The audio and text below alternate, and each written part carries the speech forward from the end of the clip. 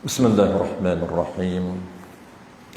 الحمد لله الذي أرسل رسوله بالهدى ودين الحق ليظهره على الدين كله ولو كره الكافرون. أشهد أن لا إله إلا الله وحده لا شريك له، وأشهد أن محمدا عبده ورسوله، صلوات الله وسلامه على هذا النبي الكريم وإمام المتقين وقائد الدعاة المجاهدين، وعلى آله وأصحابه أجمعين. اللهم علمنا ما جهلنا وانفعنا بما علمتنا واجعلنا من المخلصين. وصلى الله على سيدنا محمد وعلى آله وبارك وسلم والحمد لله رب العالمين. أما بعد. Terlebih dahulu marilah sama-sama kita menyatakan setinggi-tinggi kesyukuran kehadrat Allah Subhanahu wa taala, kerana dengan limpah kurniaan Allah Subhanahu wa taala kita sekali lagi tuan-puan diberi kesempatan dan peluang oleh Allah Subhanahu wa taala untuk meneruskan pengajian kitab kita. InsyaAllah kita akan sambung masih lagi dalam tajuk syarat 5 syarat ataupun 5 terma dan syarat barang yang sah kita jual beli. Malam ini kita akan bincang syarat yang ketiga, syarat baru, iaitu yang ketiga daripada 5 terma. Dia ada 5 syarat di dalam kitab kita ini, barang dan juga price dan juga harga yang dibenarkan oleh syarak untuk berlakunya transaksi. Sekiranya tidak menepati syarat ini, menyebabkan status transaksi kita tidak sah, ataupun dipanggil akad jual beli yang tidak sah di sisi syarak. Qala al-musannif rahimahullahu taala, yang ketiga ataupun dipanggil tak,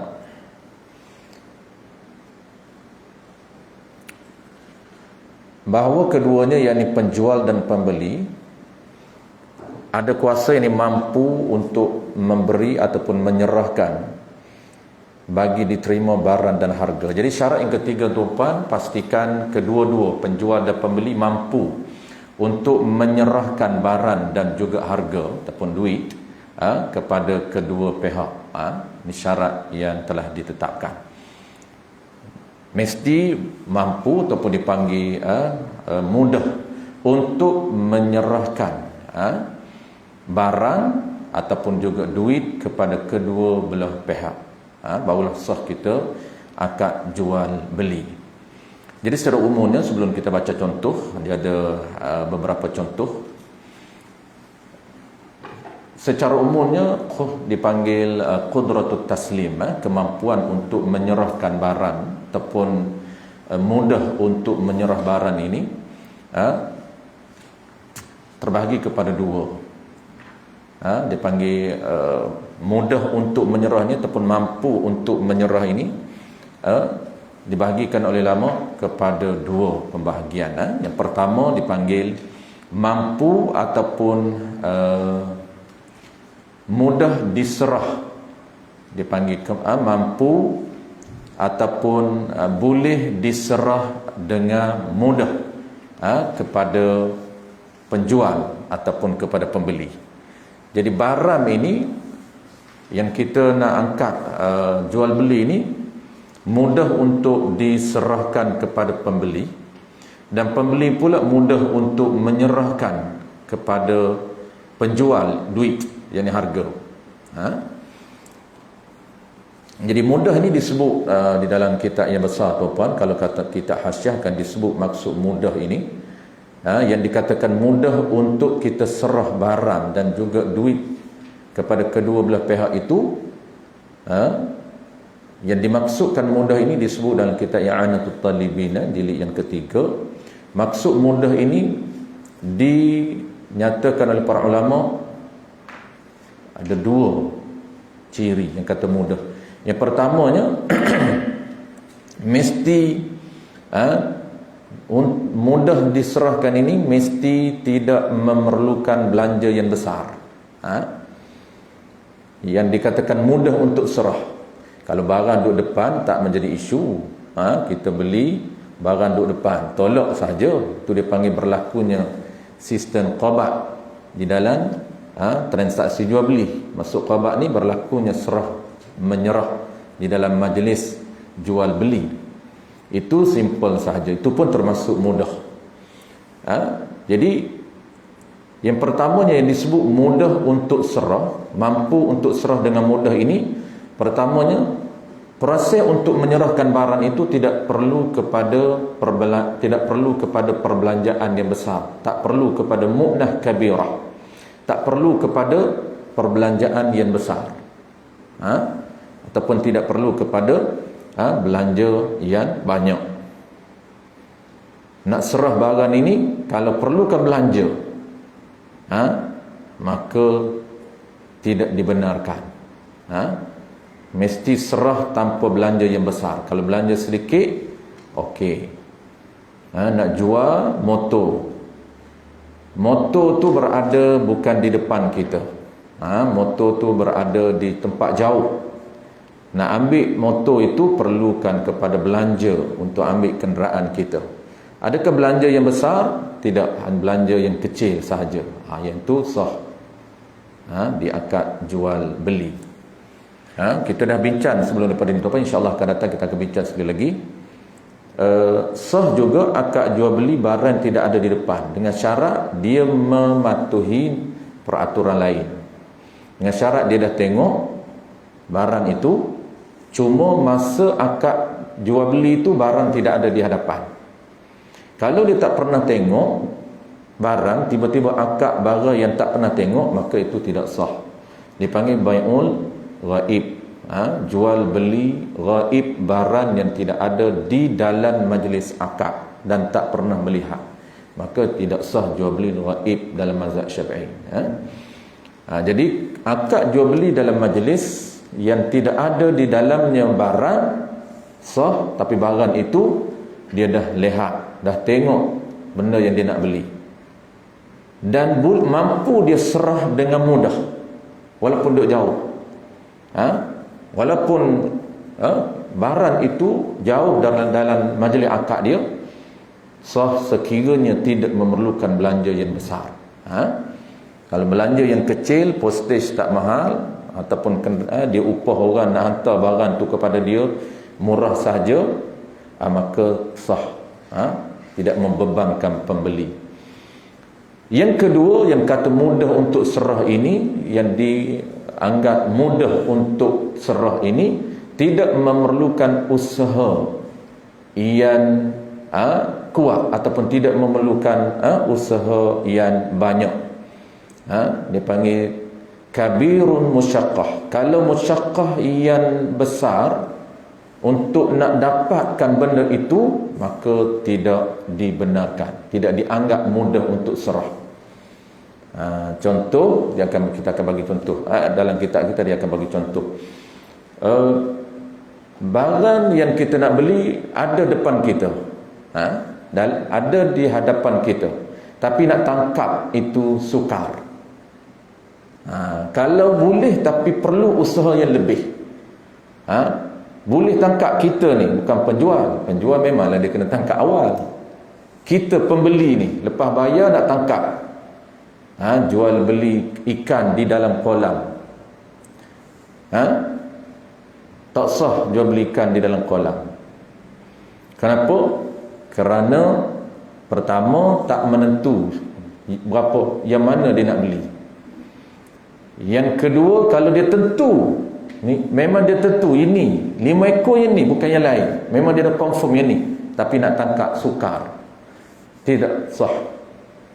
Jadi ciri berbeza tu, menentukan benda dia panggil bai'ul muayyan, dia panggil muayyan, mabi' yang muayyan. Kita akan belajar akan datang. Barang tu dia kena tentu dulu, barang mana yang dia nak, walaupun sama je ikan keli dalam kolam. Bayar dulu baru tangkap, tak boleh, kena tangkap dulu.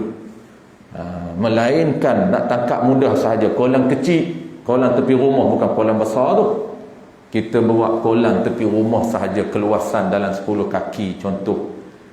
Tapi ingat, sebelum bayar kena confirm dulu yang mana, jangan bertukar.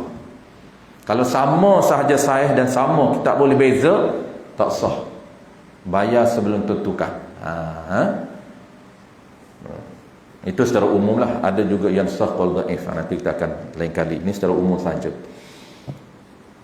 Jadi ciri yang kedua, yang seterusnya, selain daripada kita kena tentukan mana ikan yang kita nak, kita kena mampu ambil, ataupun dipanggil penjual mampu serah kepada kita ikan keli yang berada dalam kolam. Tak perlu, tidak memerlukan usaha yang banyak, kerana kecil saja kolam dia boleh tangkap macam tu saja, ataupun dia pakai alat dia.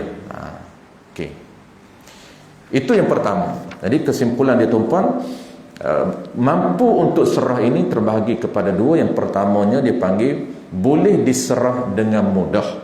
Yang dimaksudkan boleh diserah dengan mudah ini tidak memerlukan perbelanjaan yang besar untuk serah barang tersebut, dan yang keduanya tidak memerlukan usaha yang banyak, tenaga yang banyak untuk mendapatkan benda itu. Itu yang pertama. Jadi kalaulah dia mampu tangkap ataupun mampu ambil, walaupun pembeli ataupun penjual tak mampu nak serah, tapi pembeli mampu ambil, sah jual beli. Yang penting salah seorang daripada dua tu mampu serah ataupun mampu ambil. Contohnya, kita nak jual kenderaan kita yang dicuri. Dia kata motor aku ni kena curi semalam. Kita panggil kawan kita. Dia kata aku nak jual, kau nak tak motor aku? Dia kata motor yang mana? Yang tu lah. Oh boleh, tapi kena curi. Dia kata curi, siapa curi? Tak tahulah. Kalau tahu siapa curi, mudah lah nak ambil. Tak tahu siapa curi. Dia kata tak apa, aku boleh kesan. Dia kesan di mana? Apabila dia kesan motor tu di mana, dia tahu dekat siapa-siapa, jangan kak jual beli lagi. Dan pembeli ni, kawan kita ni, dia mampu untuk ambil. Dia boleh ambil. Dia kata tak apa, yang ni mudah saja ni.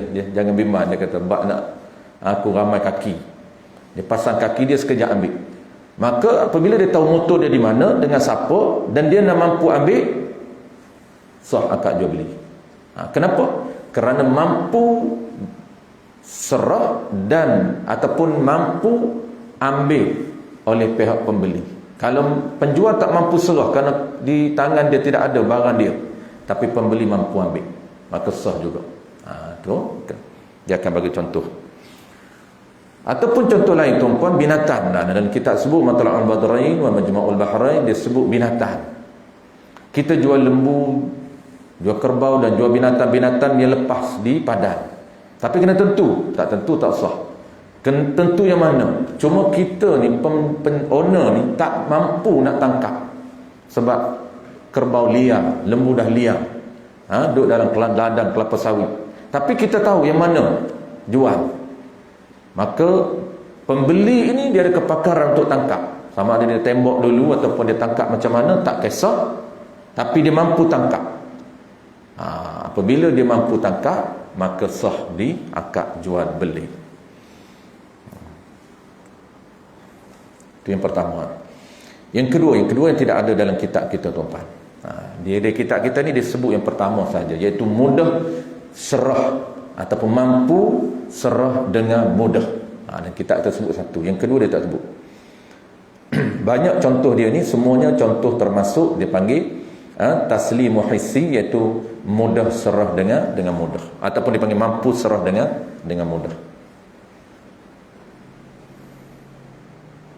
Yang kedua yang kita sebut secara umum, kerana ada kitab kita tak sebut, dia panggil apa yang kedua, iaitu mudah serah ataupun mampu serah di sisi syarak, ataupun mampu serah pada syarak. Syarak tidak ada halangan untuk kita menyerah, walaupun mudah dari segi fizikal, mudah untuk kita serah. Tetapi syarak menegah, menhalang untuk kita menyerahkan barang tersebut kepada orang lain, tak sah jual beli. Tu kena tengok dari sudut kacamata syarak pula. Walaupun kita mampu nak serah mudah saja, barang duduk depan mata kita, air duduk depan kita, Tetapi air ini sebuah syarat menghalang, mencegah kita daripada jual beli. Mana contoh dia? Melibatkan yang kata halangan syarat daripada menyerahkan kepada pembeli ini, dia melibatkan ataupun menjejaskan hak anak Adam dan juga hak Allah Ta'ala. Ini kena ambil kira. Sekiranya transaksi yang kita bakal berlakunya transaksi ini, berlakunya proses pertukaran barang ini, syarat menghalang. Kenapa? Kerana boleh menjejaskan hak Allah Ta'ala dan juga hak anak Adam. Contoh macam mana? Sekiranya boleh menjejaskan hak Allah Ta'ala, hak Allah Ta'ala akan melarang kita menyerahkan barang tersebut, tidak boleh jual beli. Contoh, kita ada air sedikit, kita berada dalam musafir, air yang ada peruntukan kita ni hanya cukup untuk mengambil wuduk saja, tak lebih pun, cukup untuk mengambil wuduk. Sekiranya kita nak jual air tersebut, tak sah. Kenapa? Kerana boleh menjejaskan hak kita dengan Allah Subhanahu Wa Taala. Kenapa? Di sisi Allah Ta'ala, air itu wajib digunakan untuk mengambil wuduk. Tak boleh tayamum. Kalau tayamum tak sah, kerana masih lagi ada air. Sebab itu tidak dibenarkan oleh syarak untuk kita jual air yang sedikit. Tu. Contoh yang kedua, kita bagi dua contoh saja tuan-tuan. Contoh yang kedua. Contoh kedua ni melibatkan hak anak Adam. Kalau melibatkan hak orang lain pun syarak menghalang daripada jual beli. Hak orang lain ni tuan-tuan, contoh paling mudah yang praktikal dengan kita. Kalau gadaian ni tak jarang kita gadai. Kalau contoh gadaian, dalam gadaian pun berlaku haram jual beli barang yang digadai. Kawan kita datang gadai jam, gadai motor, orang dulu semua gadai, tiba-tiba kita jual barang gadaian, tak sah. Tapi yang tu tak berapa nampak sangat. Kita bagi contoh yang mudah, iaitu haram jual ataupun tak sah jual beli harta pusaka peninggalan ayah kita yang ada hutang yang belum dibayar. Contoh, ayah kita meninggal, ada hutang yang perlu kita bayar, langsaikan hutang ayah kita. Tiba-tiba benda aset ayah kita ini yang sepatutnya kita kena cairkan aset ini untuk bayar hutang terlebih dahulu, tiba-tiba kita jual. Kalau jual untuk bayar hutang, okey. Dia tak bayar hutang dulu, tapi jual dulu, tak sah. Kenapa? Kerana boleh menjejaskan hak manusia lain. Apa dia? Orang yang berhutang itu menjadi kewajipan waris membayar kepada orang yang ayah dia berhutang. Maka harta ayah yang belum dibayar hutang ini tidak dibenarkan untuk diserah kepada orang lain. Itu dia panggil, walaupun mudah kita nak serah. Contoh kenderaan ayah kita yang meninggal, kita nak jual, nak bagi adik-beradik semua, tak bayar hutang, maka jual kenderaan yang belum dibayar hutang itu tidak sah. Tapi kalau jual untuk nak bayar hutang, okey.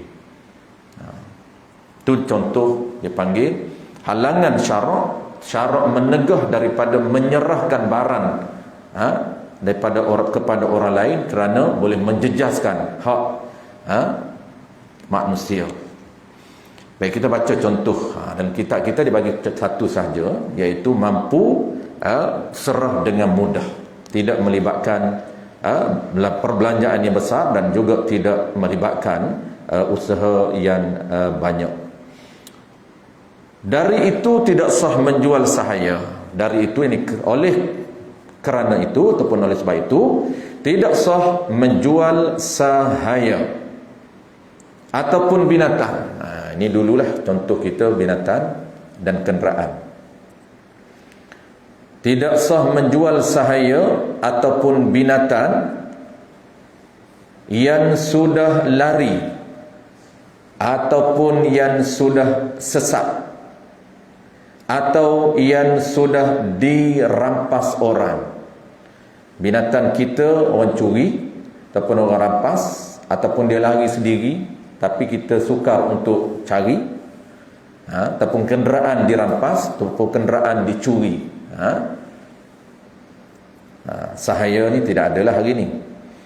Contohnya kenderaan. Padahal yang kata tak sah itu sedangkan pembeli tidak mampu, ini tidak upaya ni, tidak mampu hendak mengembalikan, hendak mendapatkan. Nak mengembali ni, nak hantar balik ataupun mendapatkan balik. Pembeli tak mampu nak ambil kenderaan yang dicuri. Pembeli tak mampu nak ambil binatang yang lari, yang sesat ataupun yang hilang ataupun yang dicuri. Apabila pembeli tak mampu nak ambil, tak sah jual.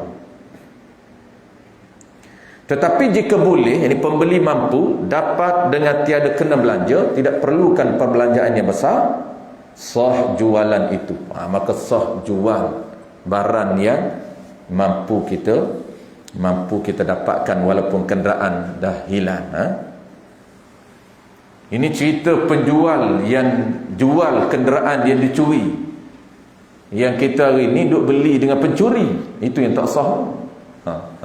Pencuri ni tuan-puan, dia curi barang kita, dia jual. Pencuri tak sah. Lepas tu jangan beli barang yang dicuri. Kita seronok beli barang yang dirampas, beli barang yang dicuri.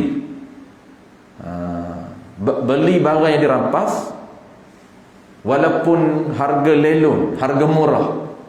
Beli barang yang dicuri walaupun dijual dengan harga murah, tak sah. Kenapa tak sah punca dia? Punca tak sah ni tuan-puan, pencuri menjual. Kenapa tak sah? Ini penjual, owner menjual barang yang dicuri. Sah sekiranya pembeli mampu ambil di tangan pencuri. Ini sah sebab memang harta dia. Tapi isu kita nak tambah ni, kalau pencuri menjual harta yang dicuri, tak sah. Kenapa tak sah? Kerana ilah dia ataupun sebab dia, kerana harta tersebut bukan milik dia. Syarat sah jual beli ni tuan-puan, kita dah akan datang belajar. Dah lepas. Belum. Syarat yang kelima, keempat. Syarat keempat, bulan depan. Syarat dia, kita nak jual ni mesti barang milik kita. Mesti milik. Milik tu pada hakikat, walaupun zon bukan milik dia, sah. Milik pada, dia panggil reality, walaupun pada zon bukan milik dia, sah. Yang penting dia panggil nafsul amri, memang milik dia, sah. Walaupun sangkaan dia bukan milik dia. Kalau jual barang bukan milik dia, tak sah. Sebab itu kenapa pencuri menjual barang yang dicuri tak sah. Kerana harta yang dicuri tetap menjadi milik owner asal, bukan milik pencuri. Bukan milik pencuri. Sebab tu kenapa tak sah kita jual, kita beli. Apabila tak sah tuan-puan, transaksi tersebut tidak diiktiraf oleh syarak, menyebabkan duit yang digunakan oleh pencuri bukan duit dia. Barang yang kita pegang tetap bukan milik kita, tetap milik owner asal, bukan milik pencuri, milik owner. Wajib kita kembalikan.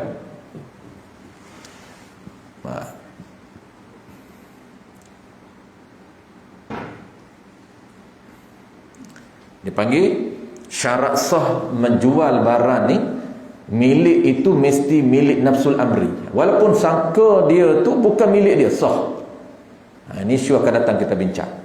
Contohnya, dia curi selipar, sebiji macam selipar dia, dia bukan selipar dia tak sangka pun selipar dia hilang lama dah, berkenam dia dia bedah orang lain pula. Tu panggil curi tak curi, dah lah barang dia hilang. Dia hangat hati orang curi. Dia kata, jumpa selipar yang macam selipar aku, siap, aku bedah. Dia pun curi juga. Dia curi. Apabila dia curi, dia jual. Ketika dia jual, sangka dia bahawa selipar itu bukan milik dia. Rupanya nafsul amri ni realiti sebenar di sisi Allah, milik dia. Rupanya yang dia curi itu memang hak dia. Cuma dia tak perasan dah lama dah. Jawab dia, kalau dia jual memang nafsul amri milik dia, harta dia, maka sah jualan tersebut. Walaupun sangkaannya bukan milik dia. Cuma di sini secara detailnya, secara halusnya, dia perbuatan itu haram tetapi jadi milik dia. Kenapa haram? Kerana nisbah sangkaan dia, bukan hak dia, dia curi. Tu. Tapi asal kita nak cerita bahawa syarat sah jual beli yang kita akan bahas akan datang, mesti barang milik kita baru sah jual. Sebab itulah kita sedang belajar tuan-tuan proses untuk jadikan harta itu milik kita. Yang Allah sediakan, salah satu caranya ialah melalui jual beli. Banyak lagi cara lain, tapi kita baru bincang satu terma, iaitu jual beli, satu cara yang Allah sediakan di dalam sistem muamalat untuk pastikan barang daripada milik orang lain menjadi milik kita. Dia panggil akad jual beli, dia panggil aqdun tamlikun, dia panggil akad tamlik wa tamalluk, akad pertukaran milik. Sekiranya kita tidak menepati dengan prosedur yang telah ditetapkan oleh syarak dalam jual beli, maka dia tak akan jadi milik. Sebab tu kalau jual beli yang tak sah, tetap tak jadi milik. Kenapa kita ambil kira terma dan syarat supaya sah? Sebab nak pastikan target akhir kita supaya transaksi itu sah, jadi menjadi milik. Apabila sah, dia ada dua kesan. Tak sah pun ada dua kesan. Kalau sah, kesan dia barang tersebut menjadi milik kita, Allah beri milik barang tersebut, kita milik. Yang kedua, Allah benarkan untuk kita guna, dipanggil tasarruf. Kita boleh tasarruf, kita boleh guna, kita boleh makan, kita boleh hebah, kita boleh jual dan sebagainya, apabila transaksi, apabila barang itu sah. Baik, contoh yang kedua, tiada sah menjual burun. Contoh pertama, tak sah. Kenapa tak sah ini? Tak mampu untuk menyerah secara mudah, kerana kenderaan dicuri dan binatang lari. Yang kedua, tidak sah menjual burung yang terbang di awan. Bukan burung orang lain, ni kira burung dia ni. Burung orang lain dia tak bincang. Nunu tengok-tengok nu mempati, tak tahu siapa punya, ambil aku jual. Tu kita dah tak betul. Ni nak jual burung kita. Tiada sah menjual burung yang terbang di awan, sekalipun biasanya burung tu, biasanya ia burung tu balik ke sarangnya. Keadaan yang demikian itu, yang biasa balik ke sarang tu, tidak boleh dipegang. Jadi burung dia ni, dia memang lepas, tapi walaupun lepas, pagi dia keluar sarang, petang dia balik. Memang dia dia jarang tak balik. Orang panggil memang dia erat lah dengan rebat ni, dengan sarang ni. Keluar pagi balik, keluar pagi balik, dan tepat masa. Balik sebelum maghrib, keluar selepas subuh. Cantik dia burung ni. Memang disiplin lah burung dia ni, mengalahkan kita lah. Tu marah kat anak-anak. Maghrib tak balik lagi, dia kata. Burung balik dah, ayam balik dah, lembu balik dah, kita tak balik lagi. Dulu kan. Tu ayat-ayat dulu tuan-tuan. Ayat mak saya dulu. Saya balik lewat main bola. Kita betul-betul main bola. Kadang-kadang sampai kat maghrib baru balik. Disiplinnya pukul 6 kena ada kat rumah. Lajak 6 suku. Siap. Orang dulu tuan-tuan, disiplin tinggi. Kita hari ni tak mampu kita dengan anak-anak kita. Saya lah, bukan tuan-tuan. Baik, kenapa tak sah? Dia kata burung aku ni jinak, tapi tak ada dalam sarang. 10 ekor nak jual, akad jual beli. Memang ada, memang burung di udara ataupun di sekitar rumah dia ni, duduk atas pokok sekitar je rumah, dia tak pergi jauh. Tak sah. Kenapa? Kerana keadaan yang demikian itu, biasa balik ke sarang tu tak boleh dipegang kerana binatang tidak mempunyai akal. Tak sah, kena tangkap dulu. Kena tangkap siap-siap dulu, barulah kita akad jual beli. Kalaulah ikan dalam kolam tu, ambil dulu, tangkap dulu siap-siap. Kalaulah buah atas pokok tu, duduk depan rumah je pokok rambutan kita nak jual, tak ambil petik dulu, barulah masukkan dalam bekas, barulah akad jual beli. Yang ketiga, contoh yang ketiga, demikian juga, begitu juga yakni tidak sah menjual lebah dalam sarannya, padahal rajanya tidak ada dalam saran itu. Ni nak jual lebah dengan saran, bukan madu tak apa, sah. Nak jual saran lebah. Kita nak beli saran, madu dah ada dalam saran, dan kita nak beli dengan ibu-ibu sekali. Hari ni kan isu orang beli lebah kelulut, kan beli satu saram tu. Kita pergi di ladang kelulut tuan-puan, dia jual kita setiap satu saram tu. Dan bukan saran saja jual, ada yang jual dengan ibu-ibu, boleh bawa balik. Hak duk dalam tu ibu, berapa banyak ekor pun bawa balik lah. Kita masukkan dalam bekas, beli saran lebah dan ibu. Kalau beli saran lebah dan madu saja, lain. Itu simple, mudah. Kalau beli madunya saja tanpa sarannya, lain, itu mudah. Tapi isu ketiga, iaitu beli saran lebah dan lebahnya sekali dan madunya di dalamnya. Ada beli madunya, mudah. Yang kedua, beli saran madunya di dalam, mudah. Yang ketiga, yang syarat detailnya, sekiranya kita nak beli tiga-tiga, iaitu saran, di dalamnya ada madu tapi tak banyak lagi, proses baru nak buat madu, dan kita nak sekali dengan ibunya. Ini sah ataupun tidak sah, tapi kena syarat dia mampu ataupun mudah untuk serah. Mudah untuk serah ini dikira apa? Sekiranya raja, dia ambil kira raja tuan-tuan, dia ambil kira raja di dalam tu.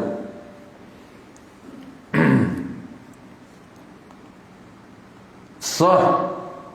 Kalau yang tidak sahnya, tidak sah menjual lebah dalam saran padahal rajanya tidak ada dalam saran itu. Kalaulah ketika kita nak angkat, walaupun yang lain ada, tentera dia ada, tapi raja dia tidak ada, kena tanya owner dia lah. Owner dia kenal permaisuri yang mana, raja yang mana, bala tentera yang mana. Jadi lebah ni dia unik sikit tuan-puan. Dia unik. Dia ada fungsi setiap tentera dia ada fungsi dia, permaisuri ada fungsi dia, leader raja king ada fungsi dia. Dan bala tentera dia ini, fungsi dia ada yang fungsi dia terbang mengikut radiasi dia tak lebih. Saya pun lupa, dah lama dah tak semak tadi sebelum mengajar. Dah lama dah tak sharing isu lebah ni. Per kilometer dia ada radiasi dia tak lebih daripada saran lebah dengan dia nak cari bunga, tak lebih. Saya lupa berapa kilometer dia. Jadi ada satu tenteranya ataupun satu lebah ini, gerombolan lebah ini, yang ditugaskan untuk memantau bunga, bukan ambil madu, bukan isap lagi, belum, memantau sahaja. Yang gerombolan lagi pantau yang mana ada bunga yang sesuai. Kalaulah ada bunga sesuai sekitar radiasi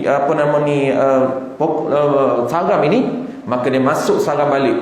Dia maklumkan, seolah informal lah, dia maklum kepada tim yang kedua. Tim yang kedua ni tugas dia apa? Untuk pergi yang ada bunga itu untuk isap, buat masuk dalam saram. Ini dikata keunikan tim ataupun pasukan lebah ini. Lebah dia memang dia smart kerja dia betul-betul bekerja secara berkumpulan. Kerja dia smart, dia tidak akan mengambil tugas orang. Allah Ta'ala buat siap. Ni cantik. Kalau nak tengok, nak tiru smart, teamwork yang cantik tuan-tuan, tengoklah tim lebah. Dia tidak akan berlaku pertindihan tugas, tak. Dia tak akan kacau tugas orang. Tim ni dia tak akan kacau tim lain. Dan dia tidak lebih daripada per kilometer dia. Dia tak akan melangkau sempadan border lain. Itu hebat. Apabila kita belajar bab lebah, tuan-puan, barulah saya faham. Di kampung, duduk di kampung dulu, ada kawan-kawan ni dia profesional mencari lebah. Apabila dia tengok lebah di air, tuan-puan, dan lebah di bunga, lebah yang diisap bunga, dan satu lagi dia tengok lebah yang terbang, mempusing cari, bukan lebah yang hinggap di bunga, dah, lebah yang pusing. Dia boleh cam di mana sarang dia. Ni pencari lebah, dia ada ilmu dia. Kita dulu kita tak tahu, dia orang pun tak cerita, cuma dia kata kalau ni area ni je ada sarang ni, tak jauh dia kata. Dia orang cari, pusing memang betul ada. Buat berhenti siap. Dia keluar pagi, petang keluar balik madu. Ni dia panggil pencari madu. Sebab itu, tuan-puan, dari sudut rawatan pemakanan lebah ini yang terbaik, ini yang terbaiklah. Untuk badan kita, cari lebah ataupun madu di sekitar rumah, tuan-puan. Macam saya, tuan-puan, saya tak sesuai kalau saya ambil madu di Putrajaya ni. Maksud madu bukan madu dijual di Putrajaya, madu lebah yang buat di Putrajaya.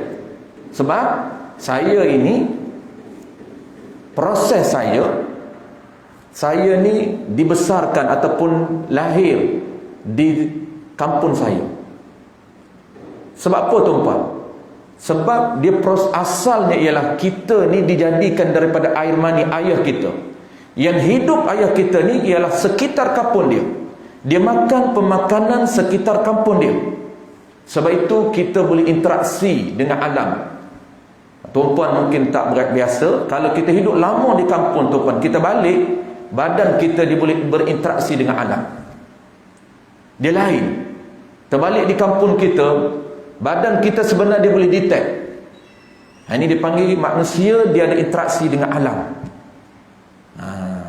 Sebab itu terbaik madu ialah madu yang sekitar kawasan kita, yang itu terbaik. Sebab apa? Sebab diambil daripada bunga-bunga dan pokok-pokok kayu yang memang kita dijadikan air mani kita. Ayah kita makan pokok-pokok kayu, makan ulat dan sebagainya. Secara umumnya madu tu baiklah mana-mana pun, madu Yaman, madu Sidir, baiklah. Cuma nak lagi bagus, ambil madu di kampung kita.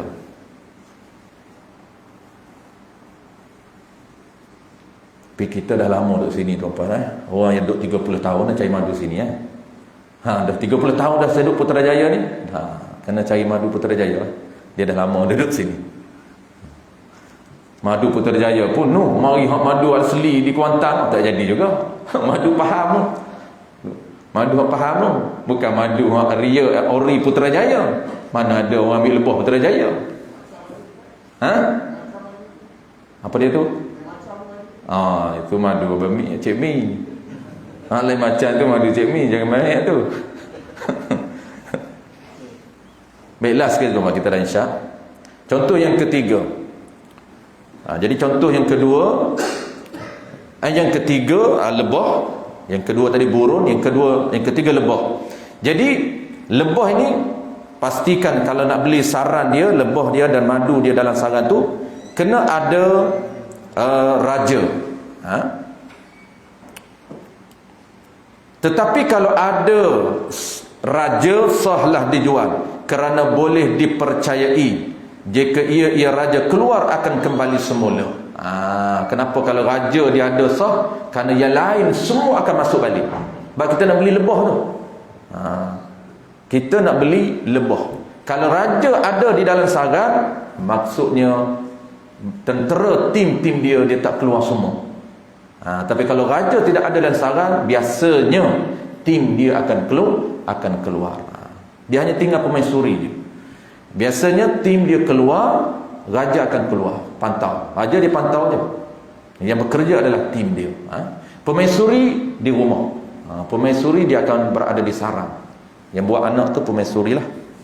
Yang terakhir, tiada sah menjual ikan dan seumpama ikan yang di dalam kolam yang luas, jika sukar hendak mengambilnya, kalaulah kolam ikan kita luas, kita jual tanpa kita tangkap dulu, tak sah. Dan sah jika mudah mengambilnya. Kalau kolam tu kecil, kolam kecil saja rumah kita, sah, mudah saja kita nak tangkap, sah kat jual beli, kemudian tangkap. Ada banyak masalah ataupun isu-isu yang tiada sah jual beli, yang tidak dapat hendak disebutkan kesemuanya kerana terlalu panjang. Dia sebut 4 contoh sahaja. Dalam kitab yang besar lebih banyak lagi contoh, dia kata tak mampu nak sebut kesemuanya. Jika pada barang atau harga itu ada hal yang tak yakin, ni penutup tuan-tuan, kesimpulan dianya, sekiranya barang ataupun harga itu ada hal yang tidak yakin, maka jualan itu tidak dibenarkan oleh syarak, kerana boleh membawa kepada penipuan, tipu daya, dan tiada keredaan salah satu daripada dua pihak. Sedangkan jual beli ini berlaku di atas saling redha meredai. Innamal bai'u an taradin. Prinsip Islam tidak mahu ada tipu daya antara manusia. Sebab itulah Islam menurunkan sistem muamalah yang sangat ketat untuk mengelakkan daripada berlakunya unsur penganiayaan, penipuan dan kezaliman di dalam sistem jual beli.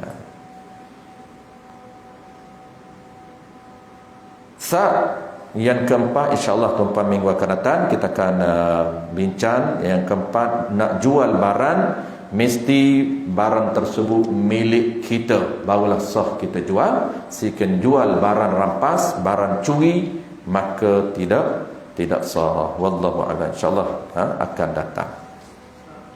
Ya, boleh. Isu pajak di pokok. Okey, isu pajak di pokok ni dia ada dua isu. Satu, pajak yang tak sah. Yang kedua, pajak yang sah. Baik, pajak ni istilah orang Melayu. Apa maksud makna di dalam bahasa syarak? Pajak ni dia merujuk kepada jual beli buah yang masih berada di atas pokok, asal tak sah. Pajak, tuan-puan, orang Melayu panggil pajak, merujuk kepada jual beli buah yang masih di pokok, yang belum dipetik. Itu dipanggil pajak. Jadi pajak ini ada isu pajak yang tak sah, ada isu pajak yang sah. Yang tak sah macam mana? Yang tak sah jual pajak buah yang masih belum keluar, bau bunga, ataupun dah keluar tetapi masih muda, masih putih, ataupun dah berputih tapi muda, belum tua dan belum masak. Itu tidak sah. Apatah lagi orang pajak awal belum berbunga, setahun pajak, 5 tahun pajak, lagi tak sah. Caranya kena buat cara lain, jangan buat pajak. Ada cara dan solusi untuk sah. Kalau dia nak juga, sebab dia nak, dia tengok ladan mangga perlih ni cantik, dia pajak setahun, 2 musim setahun tu. Ataupun setengah orang ladan ni kualiti, 5 tahun dia pajak. Sebab dia tengok dia punya orang panggil apa, dia punya hasil tu memang lumayan setiap tahun. Sebab tu dia sanggup pajak 5 tahun. Lagi tak sah 5 tahun. Jadi solusi dia, tuan-tuan, kalau dia nak pajak awal, memang tidak ada cara lain, tak boleh guna pajak, kena guna cara lain. Yang kedua, pajak yang sah. Pajak yang sah ini kena tunggu buah itu keluar dan kena tunggu dia tua, hampir masak. Kenapa kena tunggu tua hampir masak? Tua sebab Islam nak mengelakkan daripada berlakunya penganiayaan kepada pembeli, pemajak tadi. Sekiranya buah itu muda, dia berisiko untuk gugur bila-bila. Tetapi kalau tua dan hampir masak, biasanya risiko sangat tipis untuk dia gugur. Ini syarat menutup ruang berlakunya penipuan, penganiayaan kepada pemajak tadi, orang yang pajak. Jadi lagi pula pajak ini dia kena orang panggil apa? Dia kena satu musim. Dia tak boleh pajak terus, tak boleh.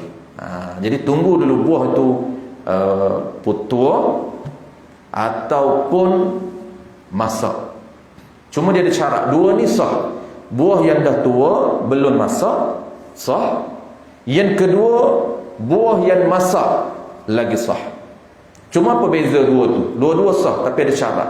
Kalau buah yang dah tua belum masak, maka disyaratkan, Islam meletakkan syarat dalam akad ijab qabul, mesti memasukkan syarat kena potong. Ini syarat.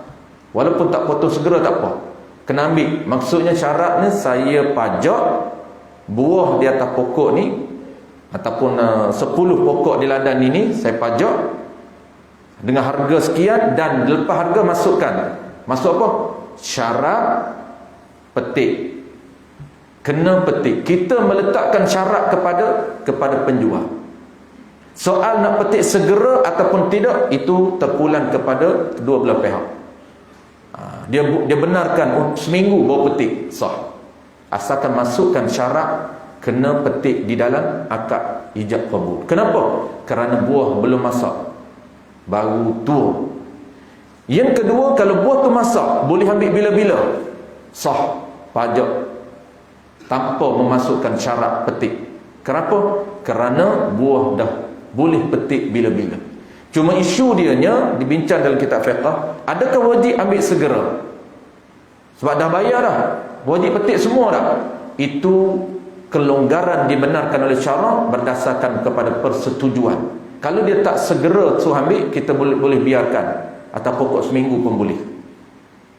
Berdasarkan deal. Baik, wallahu a'lam. Itu rekahlah. Ya, Cik Min. Lain macam tu, serban tu.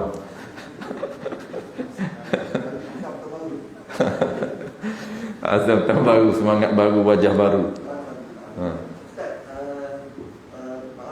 Tak apa. Jual beli ya? Okey.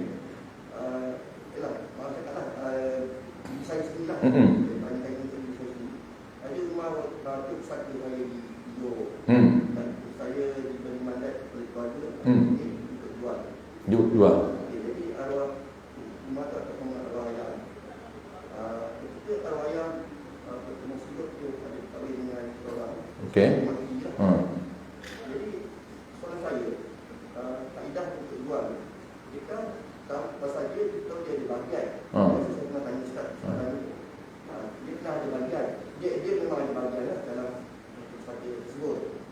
Jadi soalan saya, adakah dia boleh menjual tanpa izin dia? Selepas kita jual, baru kita agihkan lima portion. Jadi setelah kita berbincang dengan dia, kita decide untuk mengeluarkan, pasal maksud saya ni kita dah memang totally lost contact. Lost contact, dia kita dapat banyak dapat kesan discrimination.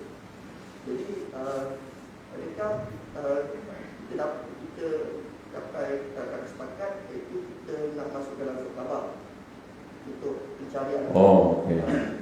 So adakah pencarian itu kita kena bagi tempoh selama mana, adakah ada dalam syarat ataupun kita sendiri memang mandai, okeylah kita bagi sebulan lah, ataupun kita bagi 3 bulan lah kan. Selepas 3 bulan ataupun sebulan tadi tak ada respon daripada pihak berkenaan tu, kita boleh terus jual rumah tersebut. Jadi soalan saya, adakah kita nak jual selepas kita kesannya ataupun sebelum kesan? Jadi bahagian itu kita simpan dah. Dan sekiranya 3 bulan tu tak ada juga dia muncul-muncul, maknanya kita portion tu kita infak ke mana. Okey, jadi memang harta pusaka ni tuan, dia panggil auto. Harta pusaka belum dibahagi, walaupun belum dibahagi, dia auto milik penerima. Contohlah, dia ada anak 10 orang. Tetap 10 orang ni, kalau kita yakin memang tak mati lagi, 10 ni semua ada. 8. Tinggal 5 hilang, tak dapat dikesan. Dah mati anak-anak pula. Okey. Tak ada tu. Jadi 8 ni dia auto menjadi 8 milik ni. Walaupun belum dibagi. Dia panggil, sebab tu ulama kata kenapa yang kata kita ni, harta kita ni dia bukan milik mutlak, milik majazi. Sebab apa? Sebab apabila mati je kita, dia auto pergi kepada penerima walaupun belum dibagi. Sebab itu apabila harta tu milik masing-masing, dah ada milik, kalau aset itu kita nak jual, mesti kena minta kebenaran. Sebab memang harta dia ada hak dia dalam rumah tadi. Semuanya memang ada hak dia, ada persen dia. Cuma dah maklum jual itu untuk diberi balik cash, bagi cash. Tak apa yang tu, jual dulu baru bagi cash. Yang penting harta dalam rumah itu memang persentasenya masing-masing ada milik. Ya, boleh diberikan persen. Maksudnya kita jual dulu, dia dah maklum dah. Sebab dia maklum macam mana? Maklum memang rumah tak boleh, kita tak akan diduduk sama-sama rata, akan dijual, aset je dibagi. Okey, jual dulu baru bagi. Wallahu a'lam.